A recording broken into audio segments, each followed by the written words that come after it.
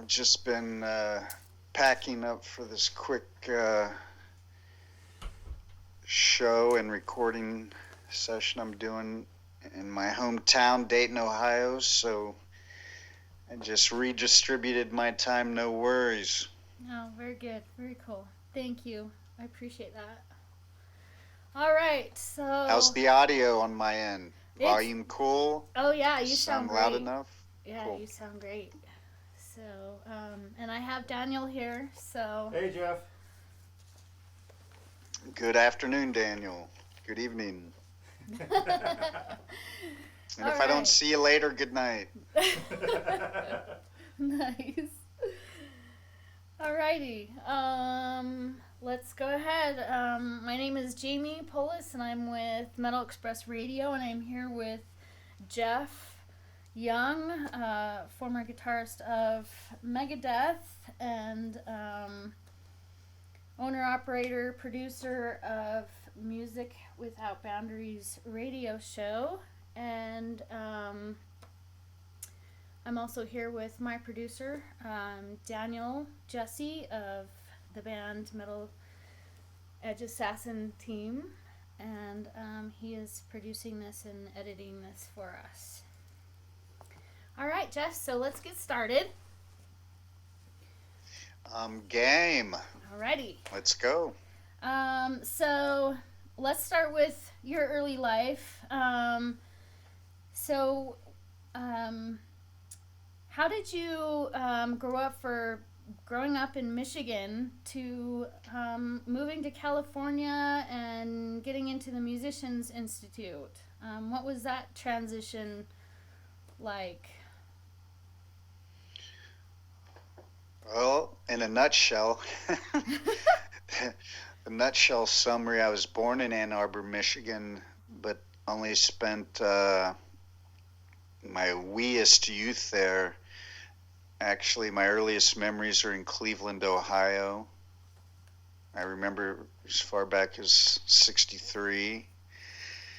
So we moved pretty quick, and then moved to Dayton, Ohio. And I grew up in the Centerville, Kettering area. And it was actually, looking back on it and coming full circle, going back home. 1 week from tonight, I'll be playing in my hometown at a beautiful music store, Howard Music, where, I took some of my guitar lessons. There just so happened to be a guy from my hometown who had just moved back from living in LA, attending Musicians Institute, Guitar Institute of Technology. His name was Brad Cotter. And not only was I able to get a bunch of the curriculum early, so I was going to Howard Music and taking weekly lessons with him right up to the time I left for Los Angeles, getting a head start, so to speak. And I also ended up moving in with his old roommate because he had moved back to Dayton, so Cat out in California had an open room. Oh, nice. So I moved out to Van Nuys in 1984, which was a very good year in Hollywood, in that area. And that was the beginning. Very, very nice. So you move out to California and you start taking these classes, and then you become a teacher. Who was, at that time, who was your biggest influence? Were you into the metal scene in California? Was there someone that stuck out in you that you just, hey, they're amazing, were you following someone at that time? Yeah, I mean, I always loved and played hard rock and metal, coming up in the cover bands, everyone from Montrose, Rock the Nation, Space Station Number 5, to Priest, to Sabbath, Iron Maiden, etc., etc. And so I definitely had that, but I was really, by the time I moved out to Los Angeles, I was deep into Alan Holsworth, the jazz rock fusion guitar player, and Sean Lane, Eric Johnson, Steve Morse. So a lot of my influences were more kind of guys that played rock and had some kind of a rock attitude, but were bringing other genres and other elements into it. And that's really what was turning me on about guitar, was finding ways to incorporate uh, different ethnic sounds. Like a lot of the licks I'm playing on the Megadeth album are just what you could say flamenco-esque. Right. Or me trying my best with the limited flamenco skills I had at the time, and I was playing on electric guitar, so I was listening to Paco de Lucia. It was another huge influence. An album I heard when I was 16, Passion, Grace, and Fire, was probably the one that turned me around, and I heard UK with Holsworth's solo to In the Dead of Night, which most guitar players are familiar with, and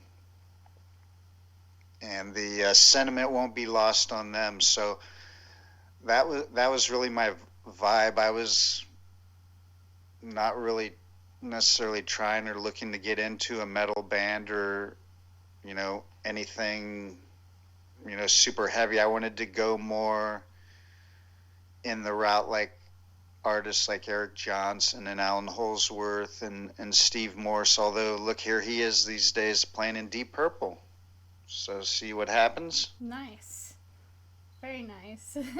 So you had, I mean, to think that at that time, that 5 years later you would be in a band like Megadeth and rule the world, so to speak, in this huge band. So that was surprising for you, nonetheless. Was it like, wow, here I am, and from not really looking, like you said, to being in something like that, to being on a worldwide stage? That must have been pretty amazing.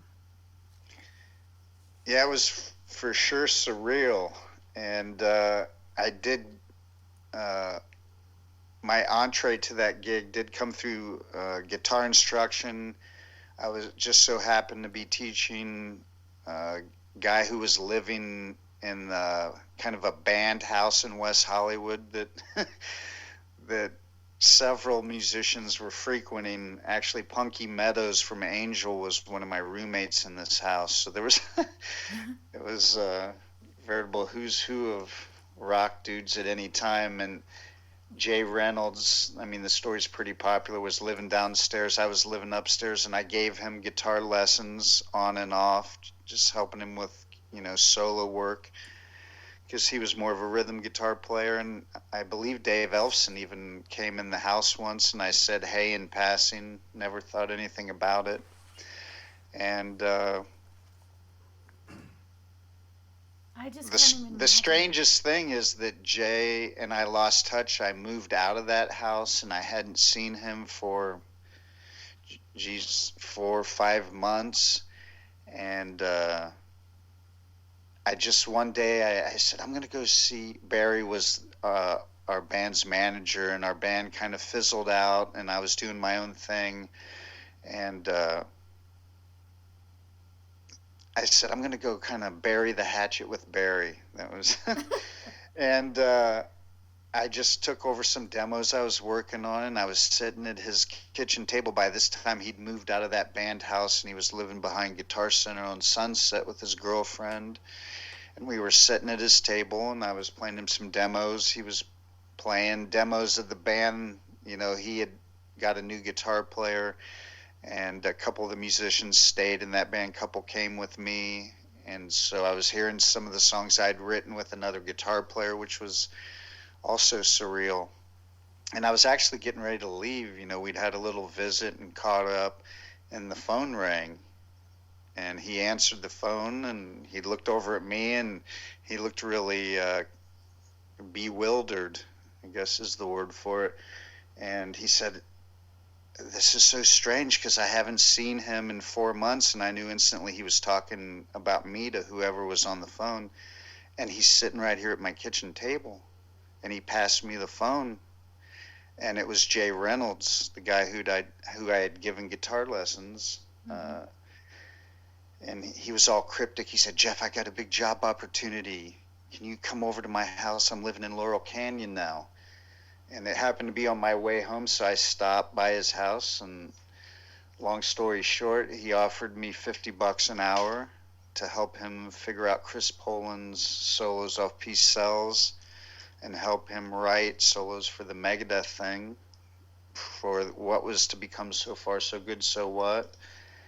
And I needed the dough, so I went with it. And the rest is history and a mystery. Very, very nice. So, what's changed in your equipment from those days in the 1980s, early 90s to now? Oh, I'm looking around at some of it as I'm packing it up to go do the show. I've seen pictures A of lot's these changed and a lot stayed the same. Right. In Megadeth, I was playing Tom Anderson, kind of a Stratocaster style guitar with scallop necks that were all custom made for me. And today I'm playing a Fender Stratocaster with a scallop neck. So very similar there. It has single coil pickups as opposed to humbucker, but I have a Tuxedo Flying V. Those are my two main guitars, is the Strat and the V right now. Very nice. And it looks like it's one of those black and white Flying Vs. Looks like I mugged Michael Schenker, so that's been with me, and I've used that since 2010. Nice.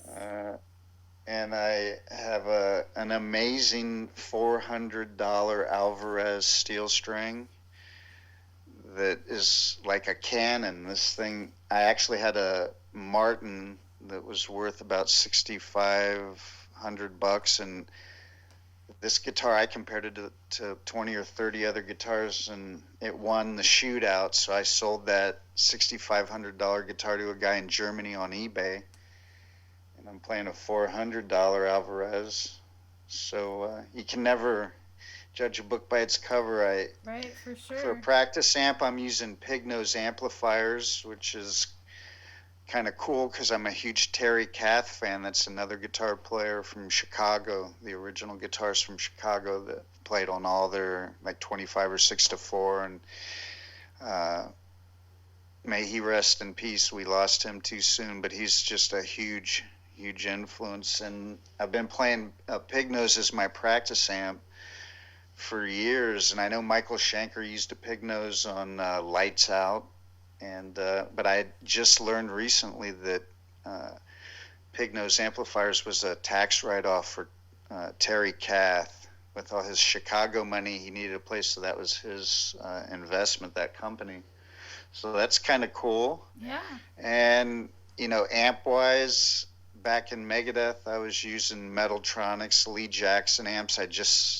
And oddly enough, I'm using Dave Friedman amps today, and Dave Friedman has a YouTube show called Tone Talk, and Lee Jackson was just his guest a week or so ago, and I was in the chat, and we all were talking to each other throughout their show, and so they're buddies. So Nice. always had the cool eccentric LA guitar amp gurus to help me out with the amp stuff. So that was what I was using back then and now. And pedals, I just have a couple. Keep it real simple. Very nice. Well, I know that Daniel had a couple of questions as far as Sure. a band perspective, and a couple of questions actually I would have never thought to ask. So if you take the time Right for on. just a second, that'd be cool. Hey, Jeff. Bring this it is on, Daniel. All right. Ask me anything. All right. Well, all right. So, what song from any genre do you wish you had written? No, there's so many. I could just. There's a few Jeff Buckley tunes. I could. Devil Take the Hindmost by Alan Holdsworth, pretty frighteningly fabulous. Right. I mean, that's a hard question.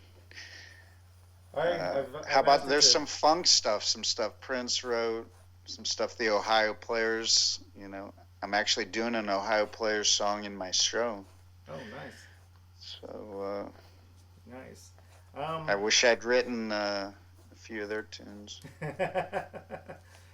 All right. What do you dislike most about your Wikipedia page? I haven't really looked at it lately.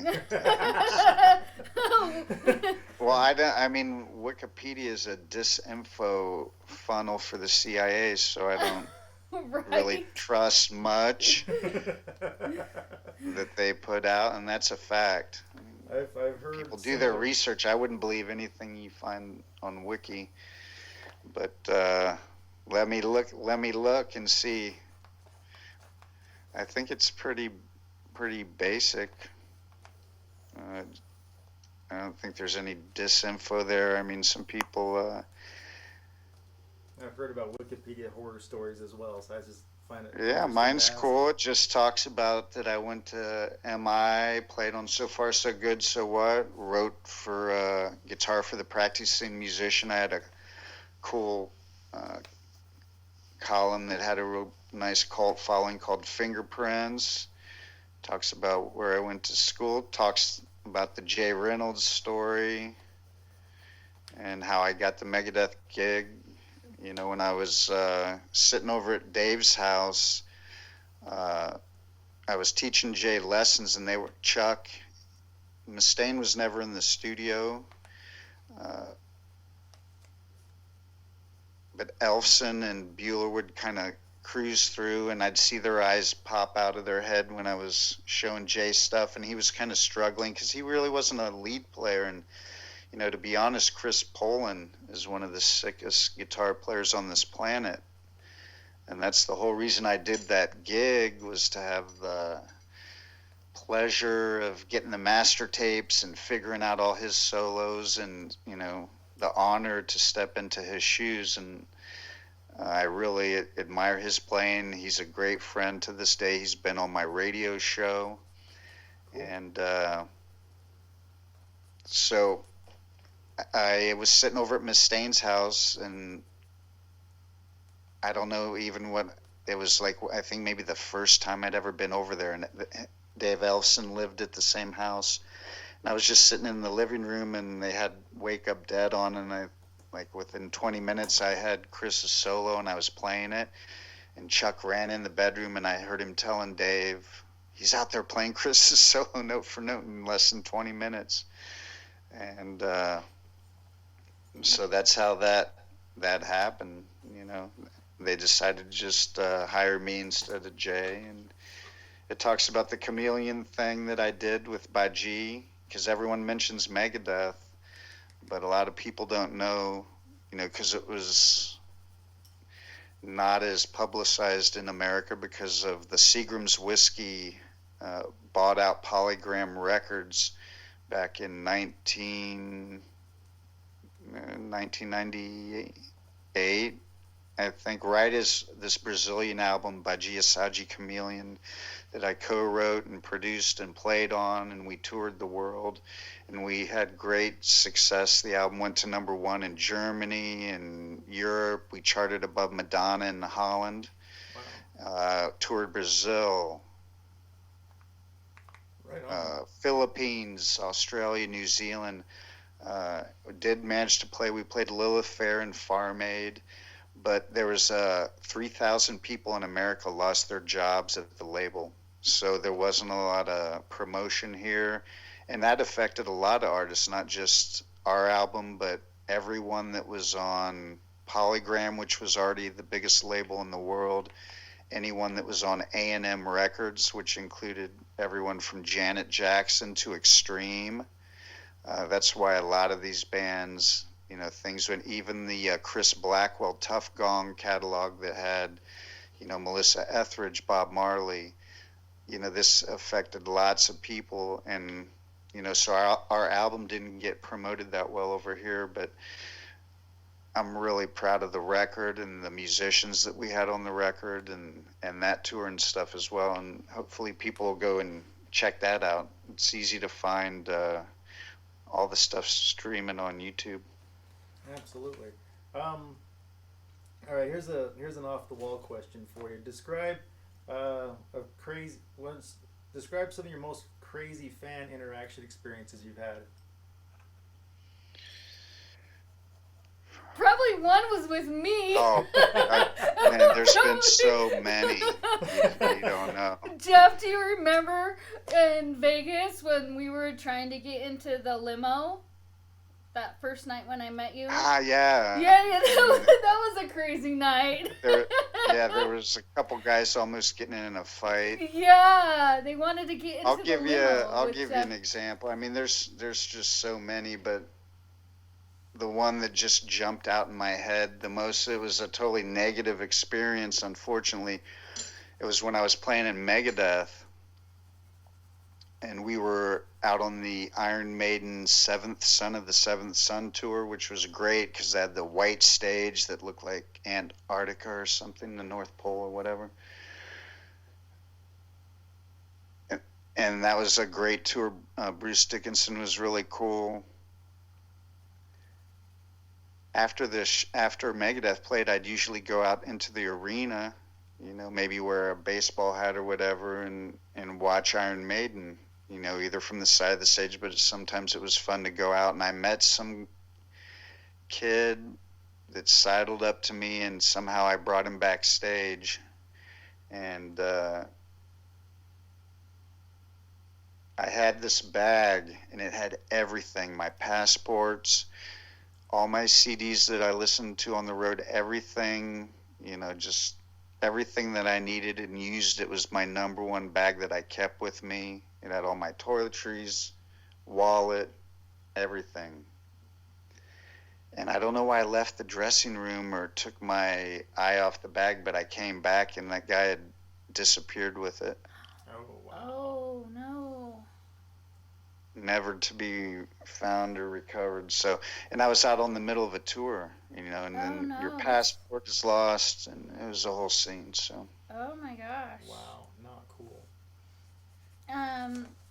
I want to go back to the Badi Assad. One of the songs that you wrote was in a movie. Indeed. Yes. Yeah, and that was a surprise because, apparently that was my second big label experience. And it was totally different. Like in one, Megadeth was on Capitol, and it was more in the metal realm. So I, kind of saw how the music industry worked from that angle. And then, the Baji album was on Verve, which is a legendary jazz label. The reason we took this deal, as opposed to a couple others we were entertaining, is because we thought, gosh, Billie Holiday's catalog, the Jobim, Girl from Ipanema, the most legendary Brazilian music, Diana Krall, so many legendary artists on the Verve imprint. And very nice. Sorry, can you hear that? Sorry, there's a helicopter really loud. You may have to edit this little part out. There's looks like 3 Black Hawk. Oh, really? They've heard about the Wikipedia page. They must have. Yeah, but so it was a totally different kind of vibe, being more on a jazz world music label than the Megadeth thing, right? Right. And the Waves thing, which ended up in this movie, happened like long after we'd already done our tour, which just shows how kind of out of order and things don't happen in chronological time that you might think they would in the music business. We were already thinking about the next album and different stuff, and just one day out of the blue, our representative from Verve UK called me up and he said, "Hey Jeff, check it out. There's this movie." And what was cool about the movie, and didn't Kirk Douglas just pass, right, at 103 Yes. last week? Yep. It's the only film that father Kirk Douglas and son Michael Douglas ever did together. It was called It Runs in the Family, appropriately enough. Actually, it's a really cool film. Bernadette Peters is in it, James Caan's son. Uh, and there's a really long scene, and it was really cool when I saw the film. You know, he told me, "Hey, your song's on the soundtrack and in the film." And a lot of the music you hear these days in films, it's like just a split second, or it's used in a chase scene, and it's a lot of noise going on, so you don't really make out the song. But uh, our song was featured in a really kind of peaceful moment. Bernadette Peters is at a sewing machine talking to her friend on the phone, and the song is playing in the background for a good long while, and that was nice to have happen, since it was cool movie, and it was a cool song, and that was one of the songs that went number one over in Europe, was Waves. Very cool. Very nice. We're just gonna touch with the Music Without Boundaries radio show. How did that start? Where did that idea develop? And you're just having a lot of good luck with that. That's a pretty big Oh, show. oh my! I've been doing radio like before. I started playing viola in first grade and saxophone, tenor sax, and you're not really thinking about being in a rock band. And I was never thinking about doing music as a professional career, but I was really keen on the idea of being a disc jockey. I loved Wolfman Jack. As a matter of fact, just Right? watched American Graffiti last night. I love the scene with him. He's like, "Hey, want a popsicle? Here, kid, Right. have a popsicle." And little Richard Dreyfuss. But and I did get my FCC license at Fairmont Weston High School, but long before that, it was sixth grade. My parents had given me, it wasn't a PA, it wasn't a karaoke machine. It was literally just a microphone that went into a black and white box and with a speaker, and you could like talk through it. It was like a glorified Mr. Microphone. "Hey, That's good looking, we'll be back to pick you up later." But I figured out I would be playing radio station. I had my little turntable, and I had that, and I'd be downstairs in my little basement dudes hangout playing radio station. And one Right. day I figured I figured out if I went to Radio Shack and got enough speaker wire and I hooked it to the back of that speaker, ran it out my basement window, across the yard, and there was a Indian girl that lived next door, and I hooked it into her speaker, and that was my first public radio show on the airwaves to an audience of one, which was, Nice. well, out my basement into her radio. And the best thing about it was because the wire was hooked to her speaker, so she had no control with the on-off switch, or when Right. I was on the air, she was listening. so, so that was my first radio show, and I just I've been gone on a bunch of shows when I was kind of start plugging back into the music business, and I got an offer from a mom and pop station in Florida to do a show. And I said, "Hey, that'd be great." So I started doing it from Los Angeles, and then eventually I found the Spreaker broadcast network, which is a really cool radio format, because when the DJ signs on, whether it's myself, Tommy Chong is on the network, Susan Powder, Dee Schneider, there's thousands of great shows on Spreaker.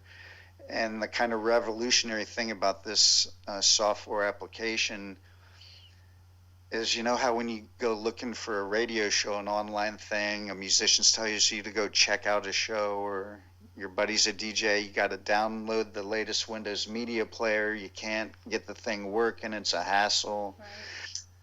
Spreaker is integrated with Twitter and Facebook and SoundCloud and YouTube, which I don't do because I play, all kinds of music you can't play.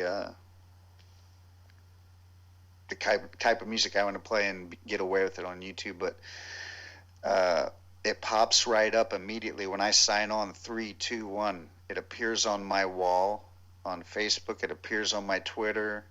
The listeners, we've been on the air 8 years and counting, and the listeners, they kind of know Tuesday nights right around 7:10, because I go on at 7:11 Tuesday nights from New York, and that's 4:11 on the West Coast, and that's in perfect time for 420, everybody out there. And with all the new laws, there you go. You got the perfect drive home, drive time music. Right. And people can listen from anywhere on the planet. And the other lovely thing about Spreaker is all the shows are archived, so they're all there. All my past guests, from John Five to Pat Travers to I had the bass player from Iron Maiden's daughter, Lauren Harris, is a singer and actress. She's been on the show. Lots of folks from Vegas, Nick Menza from Megadeth, James Lomenzo from Megadeth, Black Label Society, out touring now with John Fogerty, Rowan Robertson from Dio, just so many cool people. I've had ex-CIA and Department of Defense whistleblowers. We've spoke truth to power on how the world works, how the music industry works, exposed a lot about that. As an indie artist, I have a vested interest in that. Going against the grain of the mainstream industry. Right. So we've done all that and more on the show. And the show, it's like a good old-fashioned, 3 to 4 hour DJ shift like Wolfman Jack used to do. Yep, it's a good show. I have enjoyed it myself. And the cool thing, the show's called Music Without Boundaries, and we play. The idea of the show is to kind of break down all the separatism, the boxes that music constantly gets put in. Whether it's metal, okay, this is jazz, okay, this is flamenco, okay, this is adult contemporary, okay, this is Right. This is new wave, this is smooth jazz, Right. this is gypsy jazz, this is. So I'll play any style of music from the 1920s to the 2000s, and we weave it all together with like clips from movies and the theme of the show, sometimes comedy, sometimes stuff that's thought-provoking. And I think all the different genres work well together on the same show.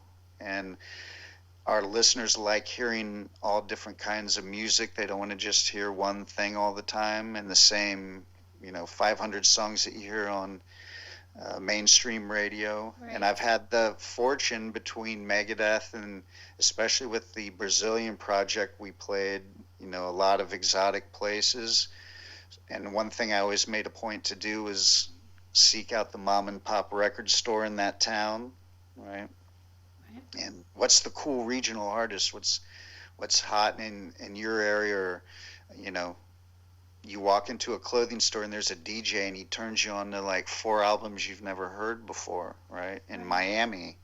So I have all this library of music, and for me, it's my once a week good deed to mankind. The show's commercial free.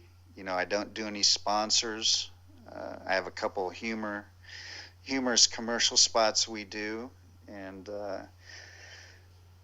so it's like some people work in a soup kitchen once a week, but this is my good deed. Instead of dishing out soup, I'm dishing out great sonorous tunes, right? Nice. Sonorous soup, musical Nice. soup. Nice.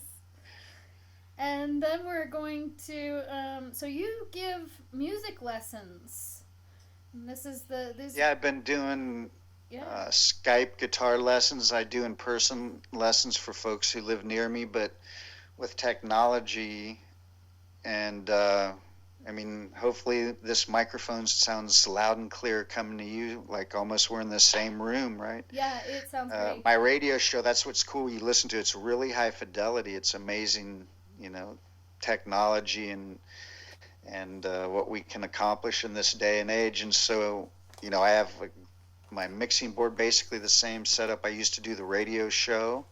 I just add a mic on my speaker cabinet of my Friedman guitar amp, and the student can see me, I can see him, he can see my hands, we're right there. And it's, you know, for all practical purposes, as good as an in-person lesson.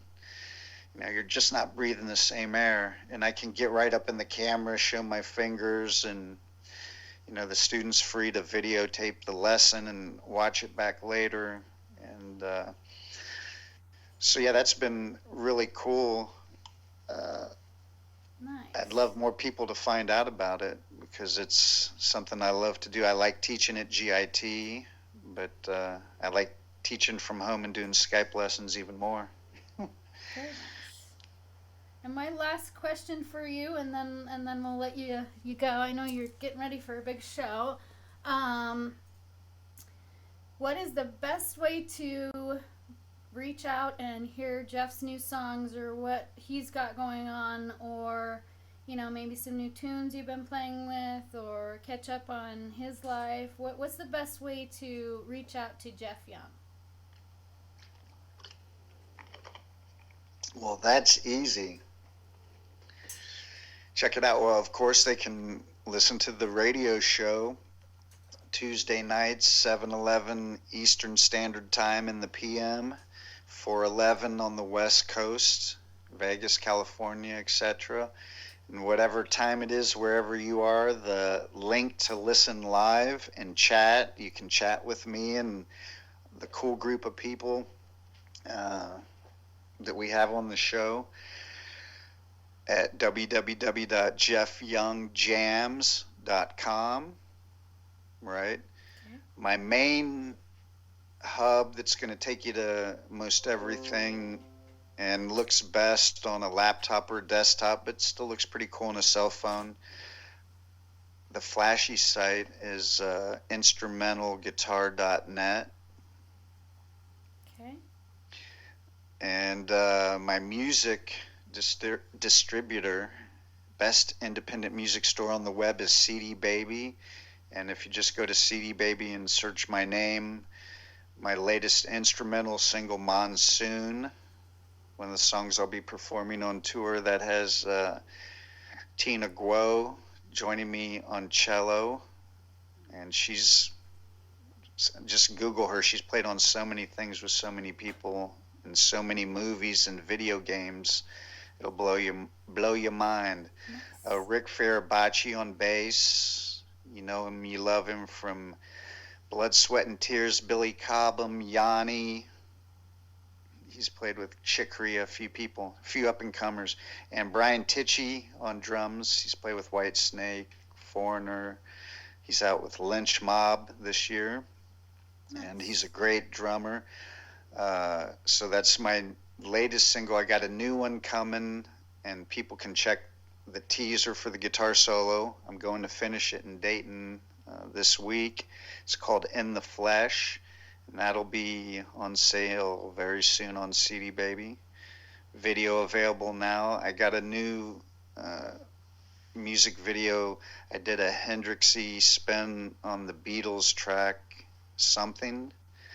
You know, something in the way she moves. Oh, yeah. So I did an instrumental version of that, kind of like what would it sound like if Hendrix set in with the Beatles. So if that sounds cool to you, you can check out my YouTube, youtube.com/JeffYoungTube.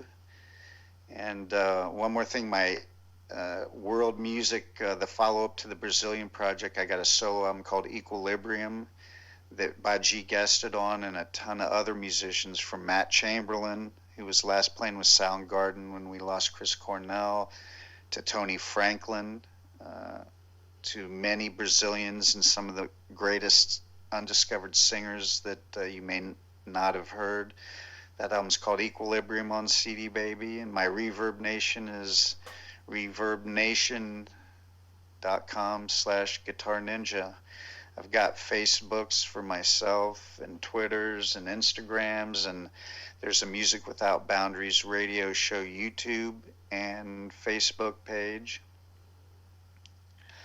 And I just want to mention in closing, because it's kind of a drag, that I'm really proud of the arrangement. It took me a long time to get that piece worked up, and by now it should have like well over 20,000 plays on YouTube. And unfortunately, like I was watching it go up, it had like 14, 15. I was, wow. Then I woke up and then it was going down one day. It's, I think, one of the only videos on YouTube that the more people watch it, the less plays it gets. But I did some homework and realized that Something by the Beatles is one of the most covered songs in music history. And so YouTube, probably not just with me, but anyone who does that song, and they're shafting artists for a lot of publishing money, and they didn't want to pay George Harrison, Harris Songs Publishing, for my version, for all those plays, and probably all the many other plays that are on YouTube. So that's a whole thing, and they're in a big lawsuit regarding how they're paying artists out. So I just mentioned that to people because I know a lot of people judge artists on how many Twitter followers they have or YouTube plays they have, and really seek out artists on their independent websites. That's what I urge. That's a great tip. As opposed to the corporate, because if you notice, YouTube isn't really YouTube anymore. It's TheyTube. It's more like, it's not a fun place to be, or to try to do business, and you're just trying to promote your music and get it out to people. And you're asking me, where can people find your music? And unfortunately, they're unsubscribing your subscribers at the rate of, hundreds a day. So people find you, then they lose you. So, whether it's me or any artist that you're really into, you really got to kind of seek them out and find out what they're doing, because I bet a lot of people didn't know that I was still out there making music till this interview. You know what I'm saying? Right. We'll get you out on Metal Express Radio, and your radio show's going awesome, and we'll just keep sharing everything and collaborate. And so I just want to mention, I'm just starting to do tour dates. I'm doing a solo show using loops that I make on stage while I perform, and tracks of the musicians. To pay some of these heavy musicians I just mentioned, others that played with me, would be a very expensive tour. Yes. So, but I got them in a box at my feet, and I figure if Ingve can do it, and Buckethead's out packing them in, playing the tracks, so I'm going to, it's a really cost-effective and cool way to do it this day and age. And absolutely. I'm digging it. I'm digging just doing the solo instrumental stuff right now. Nice. Well, if you come I'm out singing to a Salt few Lake, times. I might want to mention that I'm singing a few tunes, so look out. Oh, nice. We'll definitely have to listen to those. But if you come out to Salt Lake, you have to reach out to me. I'm ready. All right. Okay, well, in Working closing, on booking dates. This is just a warm-up show that I'm doing while I'm in town recording, and playing for my, old mates, people that I've known since junior high school. So nice. it'll be fun, and then I'll hopefully see folks all over the world in 2020 and beyond. For sure. All right, well, thank you, Jeff. And again, this is Jamie from Metal Express Radio, here with Daniel Jesse from Meat, and our producer and editor for this. And I have Jeff Young, from former guitar player for Megadeth, with us today. And I appreciate all of your time, and it was great to talk to you today. Thanks, Jeff. It was a pleasure, Jeff. Thank you so much. Bye-bye. I appreciate it.